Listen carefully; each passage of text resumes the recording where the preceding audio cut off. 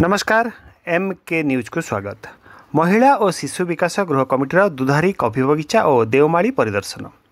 ओडिशा विधानसभा महिला और शिशु विकास गृह कमिटी सिमलीगुड़ा ब्लॉक अंतर्गत दुधारी कॉफी बगीचा और देवमाली पर्यटन स्थली परिदर्शन करिसेंती। कमिटर अध्यक्षा सीमाराणी नायक, सदस्या प्रमीला मल्लिक, सुजाता साहू, संजली मुर्मू, उपासना महापात्र, सोफिया फिरदोस, वर्षा सिंह बरिहा, मनोरमा महांती प्रमुख कॉफी बगीचा परिदर्शन करने पर देवमाली पर्यटन स्थली परिदर्शन करते। कोरापुट जिलापाल भी कीर्ति भासन अन्य अधिकारी माने उपस्थित थिले।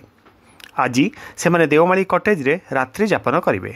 आसंता काली सोमवार दिन सिमलीगुड़ा ब्लॉक अंतर्गत लुंगुरी अंगनवाड़ी केन्द्र, मिसिंगुड़ा कॉफी चारा रोपण केन्द्र एवं राजपुट मिलेट प्रक्रियाकरण केन्द्र परिदर्शन करने पर कोरापुट दक्षता वृद्धि तालीम केन्द्र सभागृह कोरापुट और मालकानगिरी जिलार प्रशासनिक अधिकारी एवं पंचायतराज प्रतिनिधि को नहीं विभागर समीक्षा कर कार्यक्रम रही जमापड़ी। 20 तारिख दिन से समस्ते भुवनेश्वर फेरी कार्यक्रम रही जमापड़ी।